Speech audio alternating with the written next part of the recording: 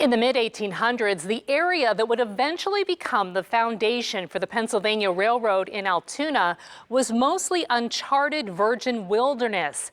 It was there that an employee of the PRR was able to see an opportunity that would revolutionize rail transportation for over a century. Among the winding pathways that stretched over the mountains, he found the perfect place to build what would eventually become known as the world-famous Horseshoe Curve. When J. Edgar Thomson would have surveyed, he would have came across Cantanning Run, which is the small river that went through the mountains. He determined that that would have been the best location to build what is now the Horseshoe Curve. So they would have closed off the river and then built up around it, blasted the rock, blasted the earth to form the curve, and then laid down two set of tracks. So the Horseshoe Curve was constructed between 1851 and 1854, of course designed by J. Edgar Thomson as well as Herman Haupt. Herman Haupt would actually become the man in charge of the railroads for the Union during the Civil War. So they designed it, and it was built primarily by Irish. About 400 or so Irishmen came over from Ireland and started work on the Horseshoe Curve. So the grade of the track, and that's going up or down, the curvature, the degree, all that was needed would have been determined by hand and by primarily using your surveying tools. Now the Irishmen, they would have been paid a few cents a day. So not a whole lot, but back then it was expected. And so they would have experienced all the hardships working up on the mountains. There would have been really no buildings. They would have constructed a shanty town to stay in. They would have experienced the harsh winter temperatures of central Pennsylvania, high up in the mountains. They would have experienced the rain. They would have experienced blistering sun. Now, I don't know how many workers passed away, if there were any that died while constructing the Horseshoe Curve, but they would have experienced extreme hardship as well as some extreme physical labor, as they would have been pickaxing away at the mountain. They would have been dynamiting it with black powder, shovels, you name it, everything would have been done. And then of course laying the rail, which would have been very heavy back then. It would have been very tiring work and difficult work, but it was done in 3 years. The fact that it was done in 3 years, I think, should go along with it being called an engineering marvel, because you would expect something as big as the Horseshoe Curve to have taken multiple, maybe decade years to build. But the fact that it was done in 3 years and it allowed travel time to be cut down from weeks to days, and now a seemingly large and passable mountain, which the country actually used at one point, was the furthest western expansion, because they didn't, it was very difficult, even by road, even by horse and carriage, to cross over the mountain.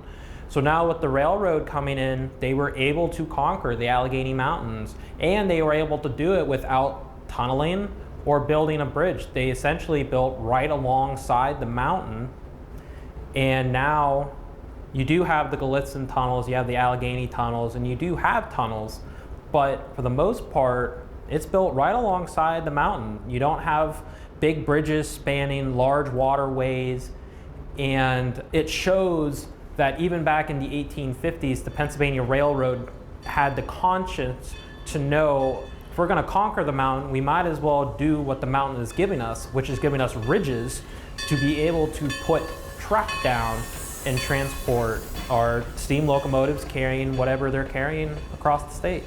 The engineering and the construction of the Horseshoe Curve allows exactly the right amount of grade and the right amount of curvature or degree of the angle to allow freight trains to pass each other safely.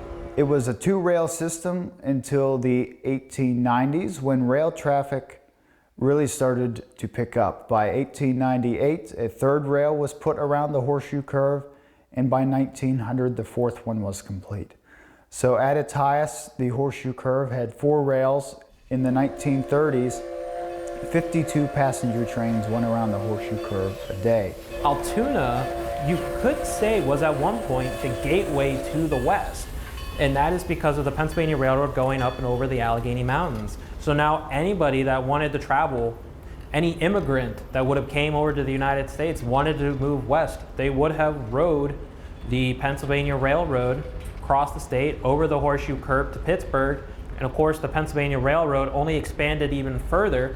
From Pittsburgh, they went north to Detroit. They went as west as Chicago and St. Louis. So you have the ports here on the East Coast that would have been receiving goods from Europe. You also have the flow of immigrants coming in through the ports of New York City, in Philadelphia, and in New Jersey.